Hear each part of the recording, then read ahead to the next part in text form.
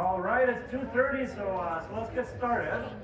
Uh, okay, so at least the number of people in the lecture hall did not drop the day after the midterm, so that's a positive. But at least not as far as I can tell. I'm kind of curious about your faces of fast this next thing. How was it? Bad. Oh no. Okay, well, I'm sad to hear that. Let's see if it was as bad as you thought for some of you once we actually grade the thing. So yeah, we are beginning to look at it. I think they just got scammed finally. So okay. I have good news. We are done with rotational motion. Don't have to do anything with that anymore until the final exam. Yes, there's a question. Yeah.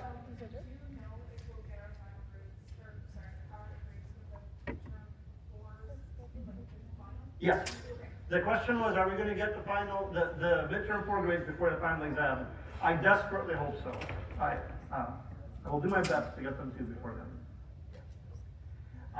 Okay.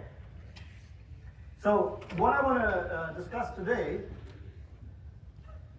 without a pointer because I forgot to get one, okay, whatever, it's okay, is simple harmonic motion, also known as vibration, also known as oscillation. So basically the most complicated the most complicated phrase here, simple harmonic motion, is what physicists call this very simple thing, which is just when something goes back and forth.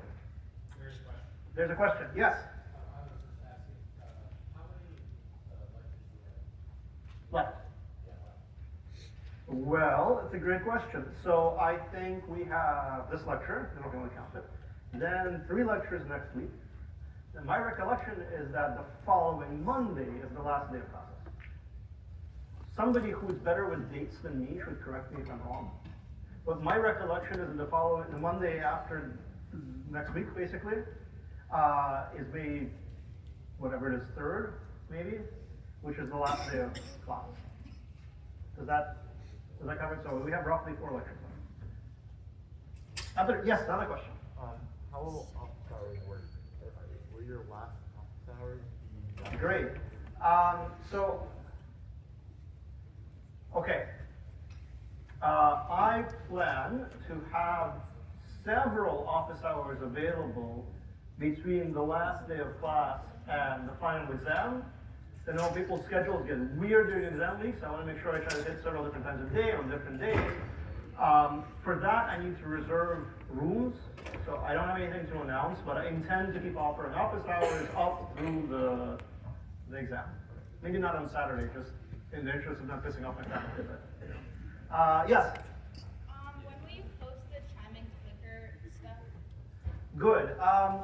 So for the chiming clicker stuff, I think it would. I'm going to try to get it processed on the last day of class, roughly, or possibly toward the end of next week. Basically, what has to happen is I have to get the stuff out of the Tryman system, stick it into an Excel spreadsheet, and remember that there's this rule that if you get most of them, you get 100%, right? So I have to go through that process as manual, and then re-upload it back to Canvas. So there's some work on my side to do that. So the plan is either end of next week or the very beginning of the following week. Yeah. Other questions? Okay. Yeah, very good. Okay, so let's talk about vibrations.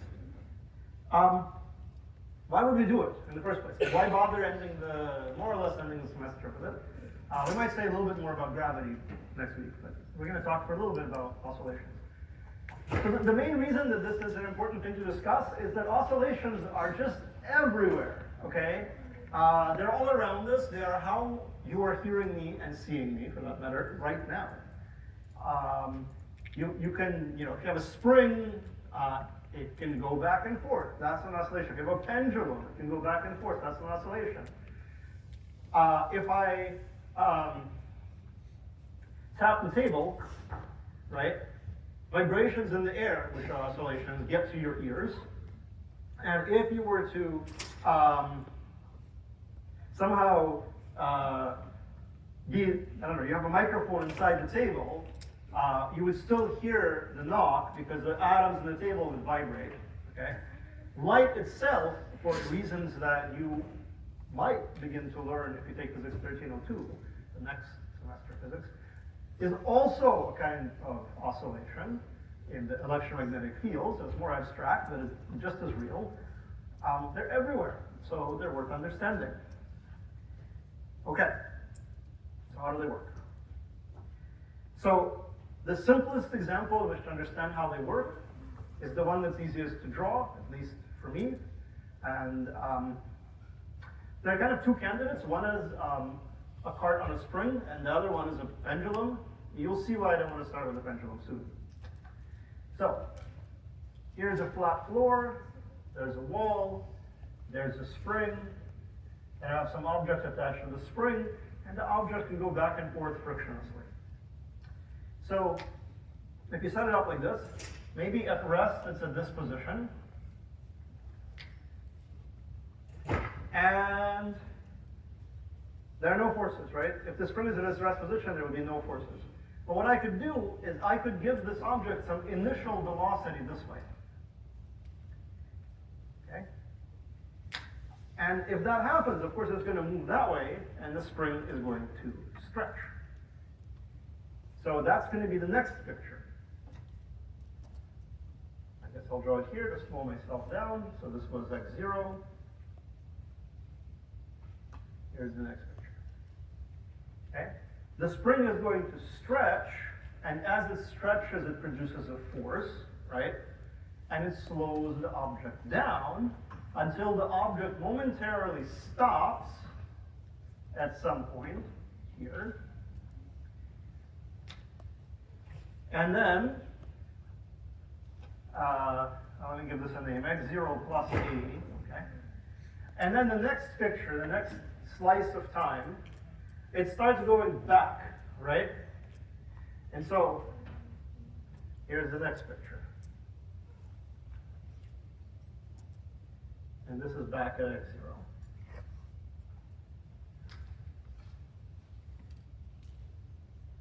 So, okay, then it keeps going. So it passes this point, compresses it.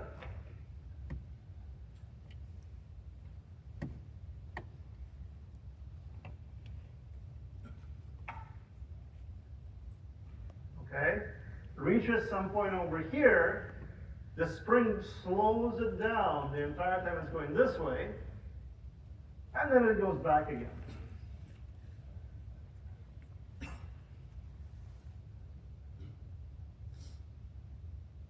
So when it reaches x0, it's going at a speed v again. And just, now we're back to where we started, and it just keeps happening forever if there's no friction.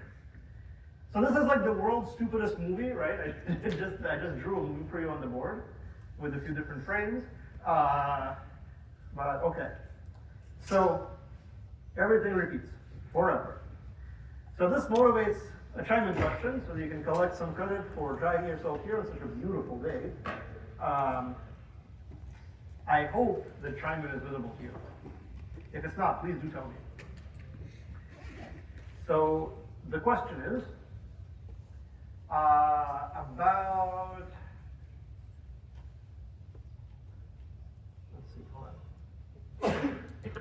about this situation right here. So the thing starts with a velocity positive v, goes on this way, has a velocity of 0, and then now it's on its way back and it's passing this point on the way back. So what is its velocity? Is it plus v? Is it minus v, or is it 0? Very good. Okay, it's on its way back in, right? So it's minus v. Those of you who didn't get it right, have no fear, but does it make any sense now that I've said it? Many of you got it right the first time. Okay, wonderful. So, like, why is this true? Well, one reason that it's true is like, well, and how, what else could possibly happen? It has to be true. But that's not a good argument. That's an argument from incredulity. So one thing we could say, right, is that over here, the energy is kinetic energy, 1/2 mv squared. And the energy over here is purely potential energy. So it's 1/2 k delta x squared. And energy should be conserved here because there's no frictions. You have to set these equal to each other. And you solve for the velocity. And there are two values for the velocity that you could get if you said this equal to that. And one of those possible values is v. Oh, sorry, this is not correct. Well, it's correct if you say delta x is x minus a. One of those values is v, the other one is minus v. You got to figure out which one is which by sort of looking at the problem and thinking what should be happening. Any questions about this?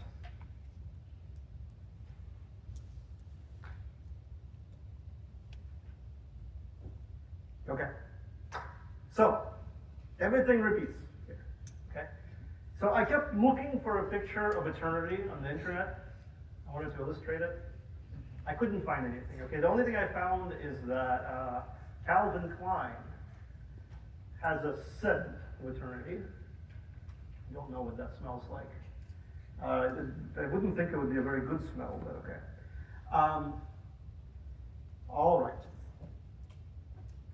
So, enough of that. So, how do we describe oscillations with math? Okay, so this was like with pictures. So, what's the math? So, I have to say, there are many different ways, but the basic way is the following.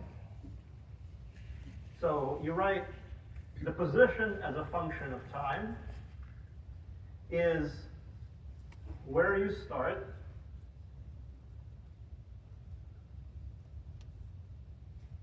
okay, plus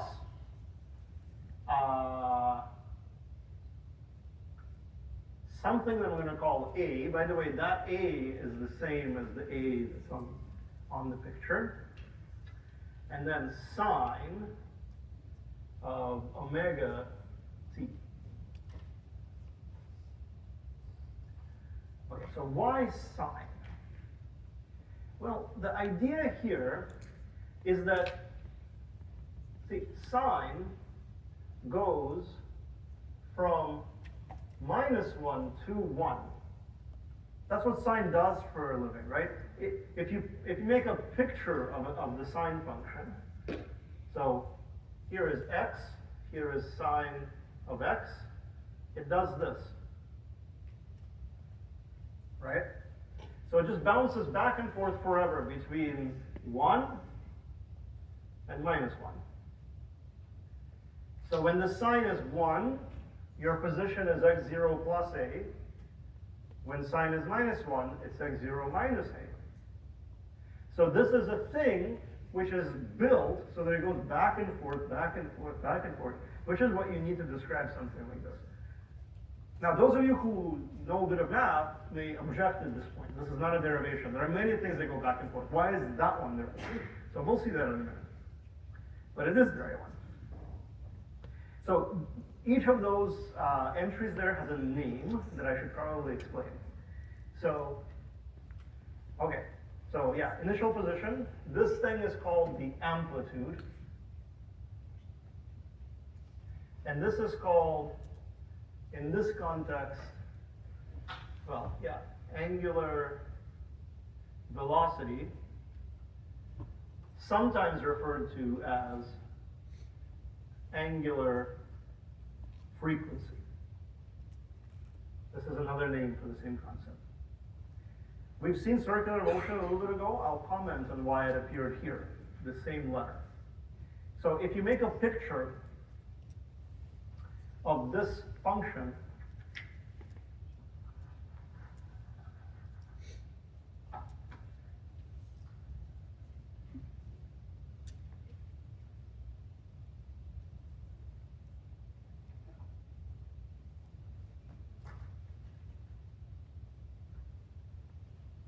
it looks kind of like that. So it bounces back and forth between plus a and minus a around x0. I guess I drew that on the slide already. Okay. And if you remember, if you think back to the stuff we did with oscillations, we did much more complicated things than this, but you might remember that we had all kinds of nice relationships between the angular velocity and the period. And that's also true here. So the period for the oscillation is 2 pi over omega. So what is the meaning of the period? It's the time to go back and forth to the starting configuration. I just want to warn you about one thing. So on the movie that I had here, this is the starting configuration. So you get here, then you go back to where you started, but with the wrong velocity. So you haven't reached the beginning configuration yet. Then you come back, you keep going, you go in, and now when you come out, and I made a mistake erasing,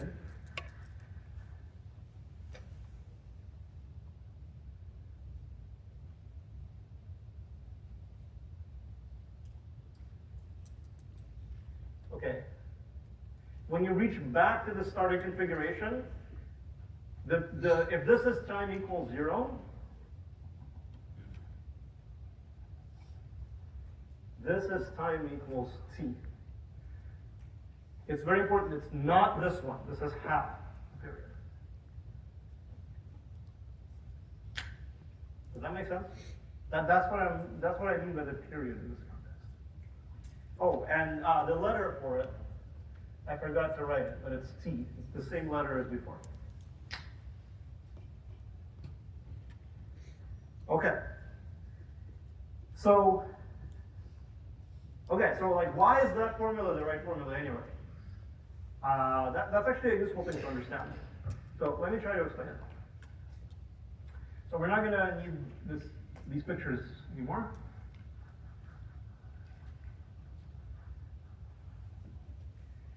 Okay.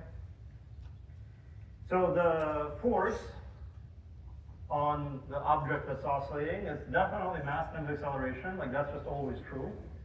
But at the same time, the force is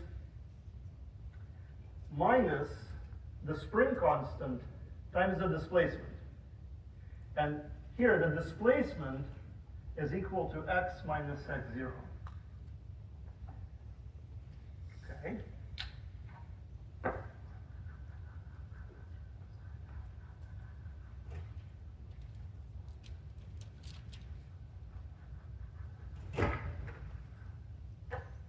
All right, so let's just put this together. So we get ma is equal to minus k x minus x0. So this is not very informative. At least not obvious why it's so informative. But now,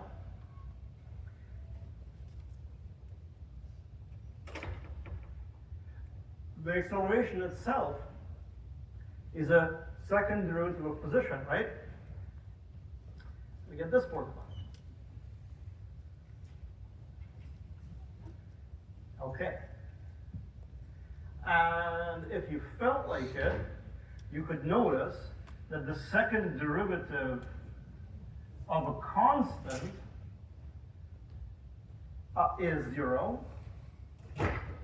So that means that since this is 0, you could multiply it by just by k, and it's still 0. So if you want, you can get an interesting equation. You could take whatever this is and add it to this side. It's 0, it doesn't change anything. But doing that means that you rewrite it like this.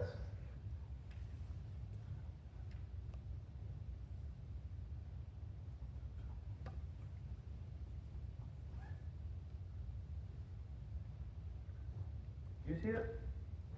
And then you can give this a name, okay? So, I don't know, I'm going to call it capital X. Okay, so we get a simpler looking equation.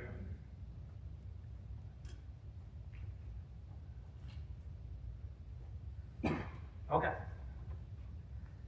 Putting it in a box because it's an important equation.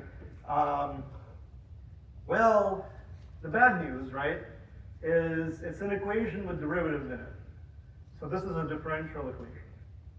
So the reaction of some of you might be utter horror. I'm about to tell you how to solve differential equations. I have to say, that sounds scary because in math classes you may have been tortured with nasty differential equations. But this is a friendly differential equation. I also want to tell you a little secret, okay, that maybe the math people didn't tell you. The entire time they were torturing you with nasty ones. The dirty little secret, okay, if you become a math major, is they will admit to you that the way you solve differential equations is you guess the answer and then check it. It didn't feel like it when you were doing it before, if any of you have done it. But that's secretly what's going on. And over in the math department, you can take like 3 semesters worth of classes that basically teach you how to guess in good ways, okay? There are clever ways to guess, okay? But it's a physics class. So we just do it.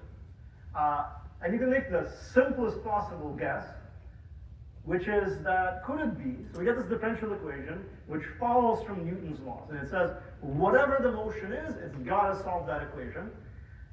So the thing is, we have a candidate for the solution. We already wrote it over here. We guessed that maybe it's the simplest thing you could write that wiggles back and forth, right? We wrote one down. It doesn't have to be correct, but it's the simplest thing. So the thing is that it's then going to be guaranteed to be correct if you take that thing over there, shove it into this differential equation, and show that this side is equal to that side. Then you will see that it's correct. And I want to emphasize that in doing this, we are not just doing a bunch of math. We are about to learn something very important about the nature of the parameter omega. Okay. So let me try to do it sort of in front of you. All the work is on the slide. So we need, see where to stick it. We need two facts from calculus class that I just have to assume that you know, or just are willing to trust me. So first, d dt of sine of omega t is omega cosine omega t. We need this fact. And d dt of cosine omega t. Okay, we need these two magic facts. If you've taken a calculus class recently, they probably told you why these are true. If you want to know why they're true because you didn't understand that argument, or they forgot to tell you, please feel free to ask me and I can show you why these things are true, or just trust me, they are true. So then, using those facts, okay, what can we do? Well, let's just calculate some derivatives of this thing. So d,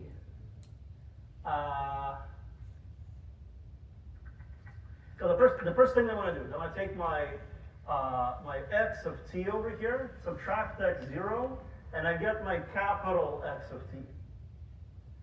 So that just means forget about this thing. Don't worry about it, right? Because that's actually what I need to work with over here. So the capital X's, and then the derivative of the capital X with respect to time, according to the formula over there, is a omega cosine omega t. And if I now take another derivative, that means I take a derivative of whatever is over here. But what's over here is cosine omega t. And I look over there at my cheat sheet, and I get minus a omega squared sine of omega t.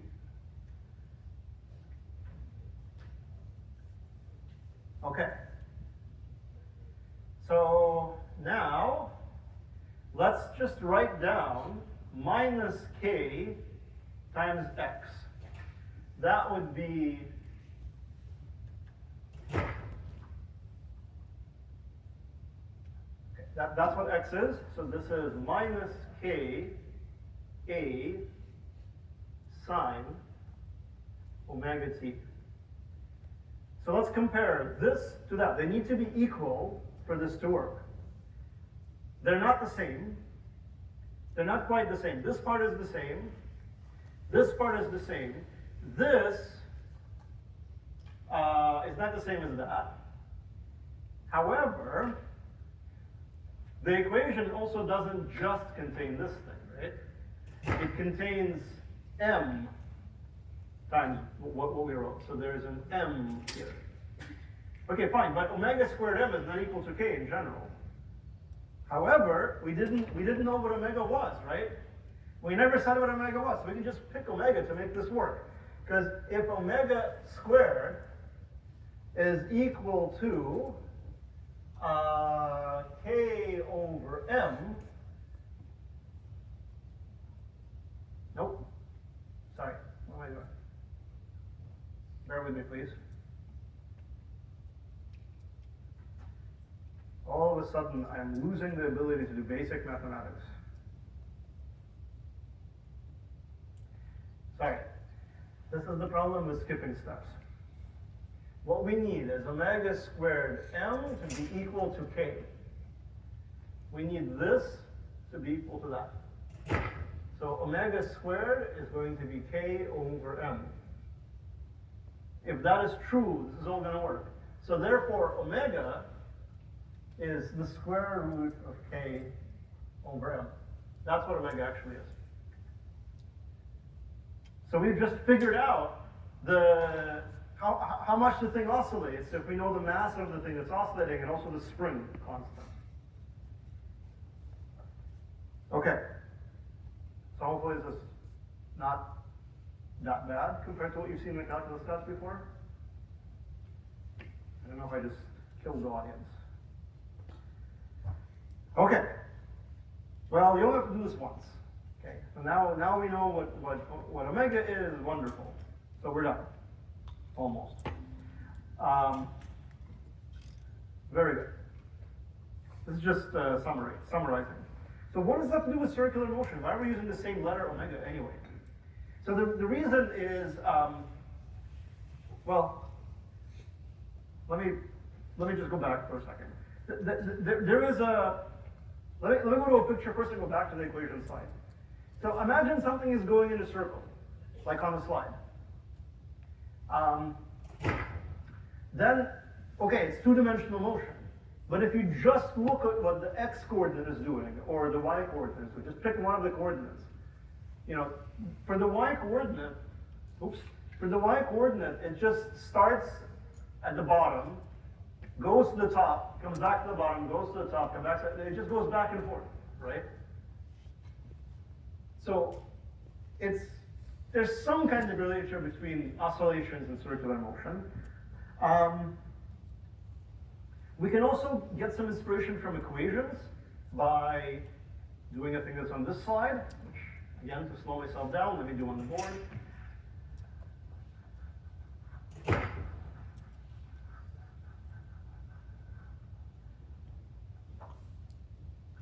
So we know that the energy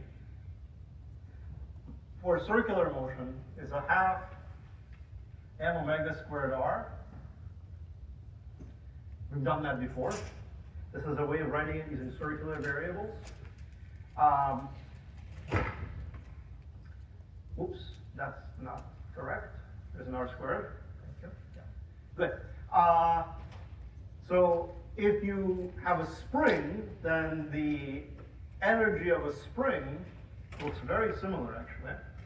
It's a half k x squared, where x is the displacement. You could rename this to r, if you like. Oh, and yeah, you can rename that. And then if you demand that this thing be equal to that thing, you get m omega squared equals to k. So you get the same thing.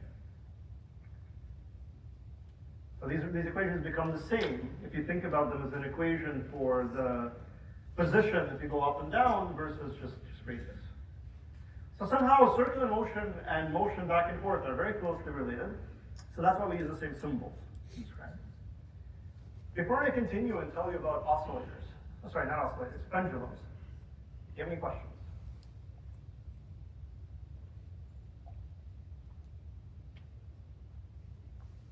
Okay, for the purposes of things that you may see in the textbook, or more precisely in the homework, let me just mention that there is another way to write some of this stuff. So in particular, one way to write the position of something going back and forth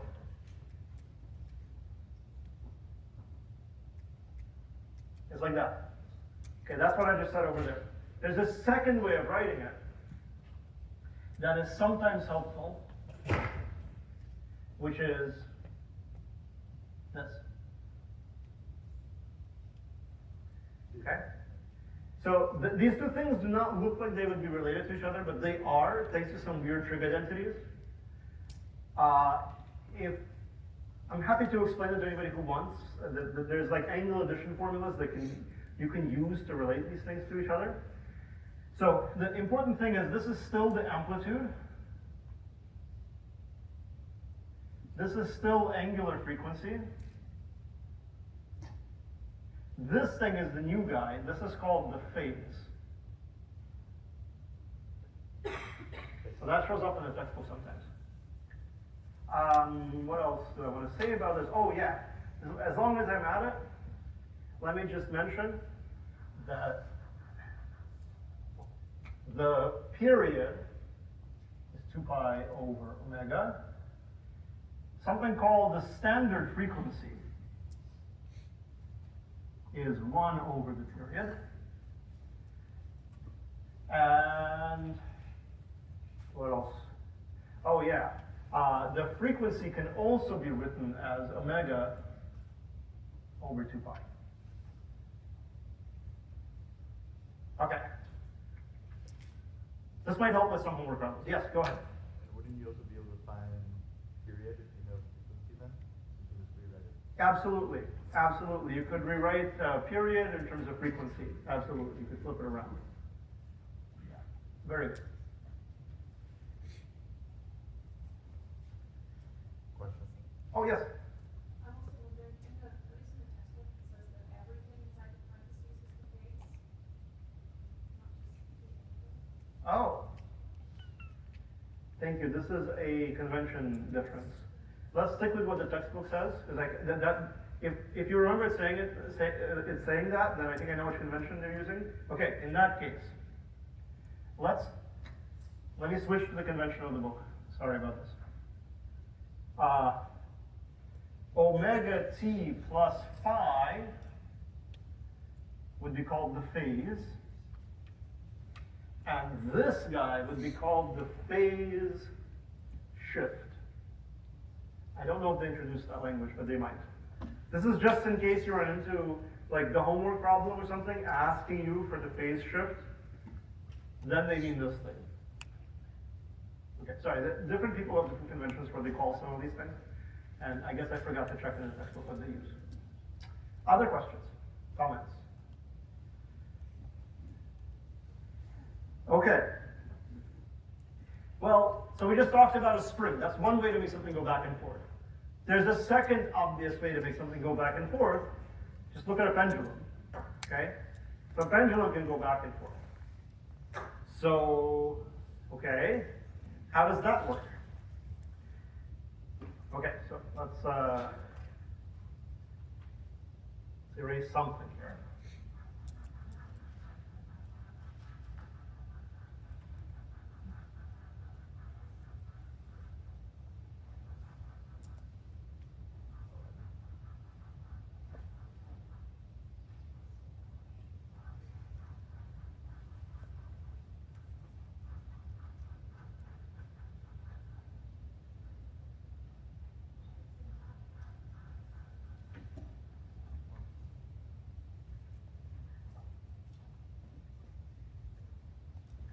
Okay.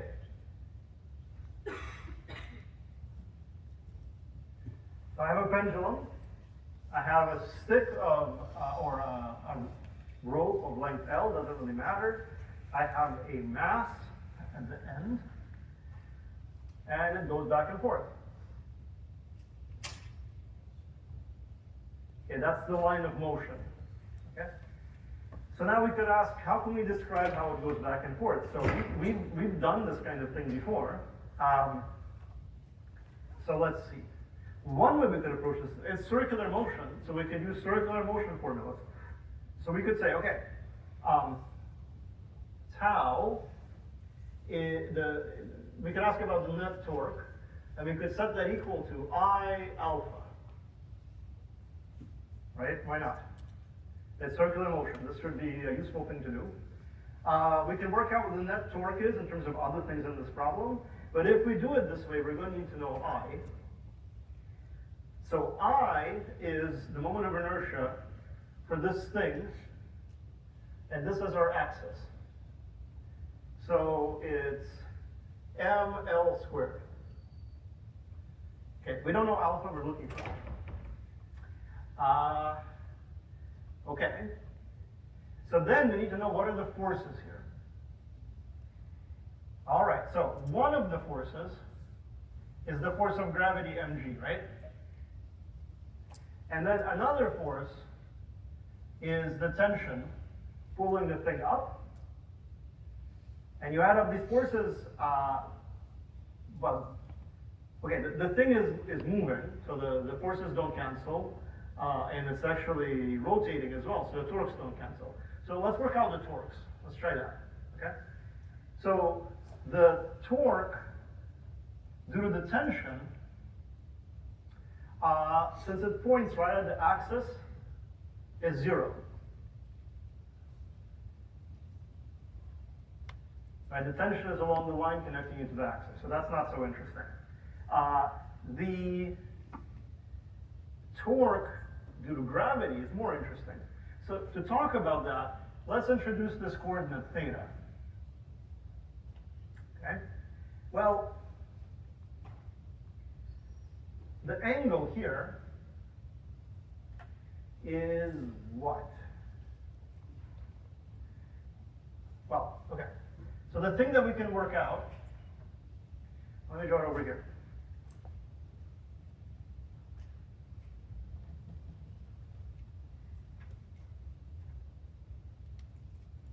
Okay. What we want is this angle.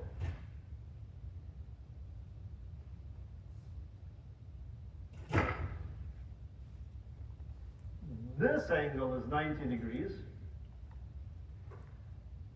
That angle is theta. This angle is 90 minus theta. You all see it? So the angle that we want, this one right here, I don't know, theta gravity,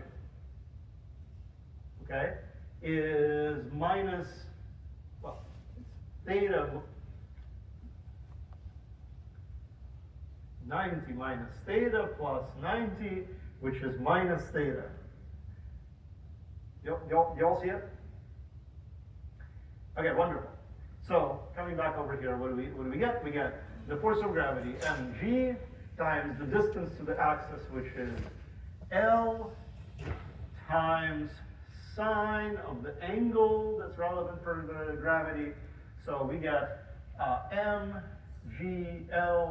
sine theta. Well, technically there's a minus sign in here, so it's like this. But that's the same thing as minus mgl sine theta. That's one of the trig identities for sine. You can pull out the minus sign. So that's the torque. Yes, yes, go ahead.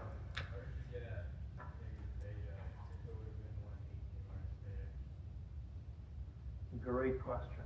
Did I do something wrong?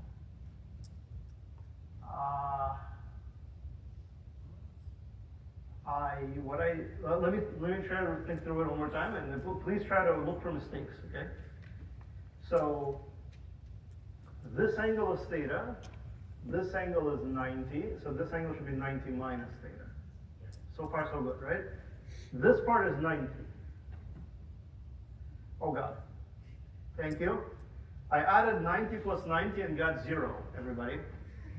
That's a major innovation in mathematics, and you are right to point out that it is not correct, as most innovations in mathematics. It's 180 minus theta. Oh dear. Thank you. So now, to figure out what the answer is, let me draw a picture. This is theta. This is 180. This is 180 minus theta, right? This is sine. So this is sine. So if I do it right, instead of whatever the heck I did a second ago, thank you, the result is to get rid of the funny minus signs.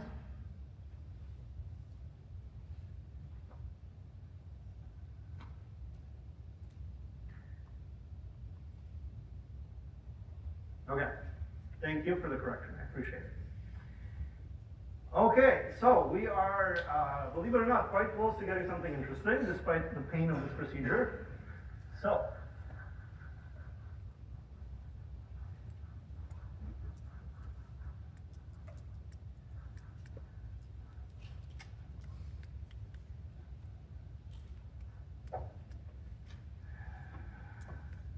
very good. So we have mg sine theta is equal to ml alpha. Oop, ml squared. And I even forgot an L here. Did I copy correctly? I think I copied correctly. Okay, so now, let me write this the other way. So there is ml squared d2 theta dt squared is equal to mgl sine theta. Okay, a lot of work.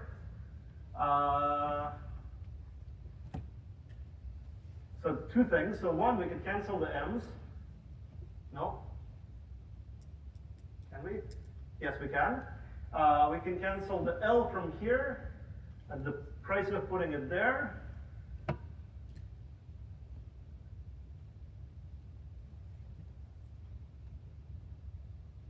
Okay, and I guess now I should be careful to try to get my signs right. So let's see.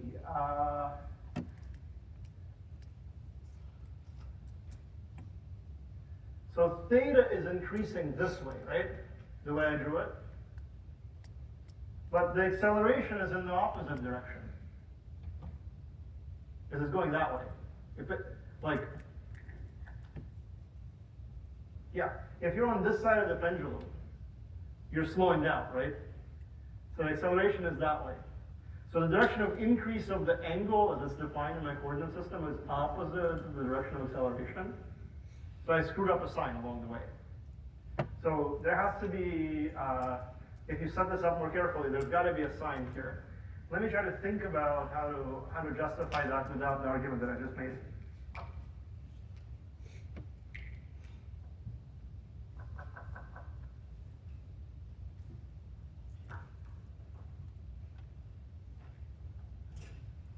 The argument I just made is definitely correct.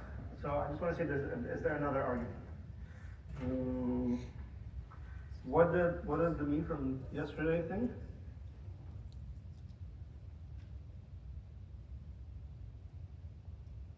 Sir, Yes. is it because when you were doing it on the board, you had it as a net torque equal to 0 instead of having the net torque be adding them together? Right. So the question is whether I set the torques to 0. So here I set the torque due to the tension to 0, and then I have the torque due to gravity. Well, the way it is, you do like you're doing the net torque, and it's basically it'd be the mg L sine of theta plus ml squared, and I feel like with the minus sign you have to do mg sine of theta plus ml squared to get that minus sign. Yeah, I mean, so basically this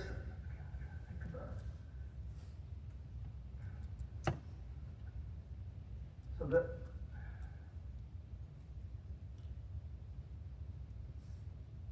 I'm not sure that what you said is quite the right way to do it, although maybe I'm just missing something.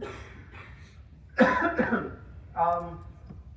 mean, the argument that I gave about how this is the direction of increase of theta, like as a coordinate, and increases this way, the way I drew it, but the thing is going that way. So there should be a relative minus sign in the acceleration. I believe it's correct. Let me, in the interest of not spending the next 3 minutes painfully attempting to figure this out and make sure they get the sign right, let me promise to put a Canvas note up so that I clarified. I'm sorry. But there's definitely a minus sign in that equation. It is very embarrassing that I'm failing to get it right. I'll try to fix it. You may have been right, but let me fix it carefully. I want to, as we get closer to the end of the lecture, but not quite yet, I just want to say that, okay, we figured out the equation that pendulums have to satisfy. The good news is all you have to do is solve it. So, how do you solve it? Well, I have bad news, okay? If you take a differential equations class, you will not learn how to solve this equation. They won't tell you, okay? If you ask a typical math major, they will also not solve this equation. If you ask a really, really, really good math major, they might notice that there's a way to solve it by saying that there's some class of amazing functions that are defined to solve this equation, period, which is very circular. Those functions are called Jacobi elliptic functions. That gets very scary very fast. Nobody wants to deal with that, okay? So at that point, you really have to panic. And I have to say, this business of you take something simple, it's just a thing going back and forth, okay? You can look at it, it's clear that it's going back and forth. It should be a lot like a thing going back and forth on a spring. You write down the equation, and like it's too complicated. This happens all the time. And so most things that you would want to try to do in engineering or in physics or in many, many areas of science or engineering, they're way too complicated to solve exactly. So the idea is that you look for a way to make an approximation that simplifies things, and then you can solve it. That's actually the heart of physics, is to look for these approximations. So, in this case, we can stare at this equation for a while, and you can notice that if I were to arbitrarily delete this and replace it by theta, this would be the same thing that we had before for the mass on a spring, with theta replaced by x, or vice versa. That we know how to solve. So why would it be okay to make this replacement? Well, it's okay in the following situation. I'll draw a picture. If the pendulum goes back and forth a little bit, then theta is small. It's much less than 2 pi, right? Like 0.1, 0.2. And there's a magic thing that sine of theta is approximately equal to theta if theta is small. So if theta is small, if the pendulum is not going back and forth too much, it is actually correct to delete the thing that makes this impossible to solve and replace it by theta. And then you can solve it, because it's the same equation we just discussed, which is solved by a sine function. And then you're done. Okay. On that note, let me shut up. I hope you have a nice weekend. And on Monday,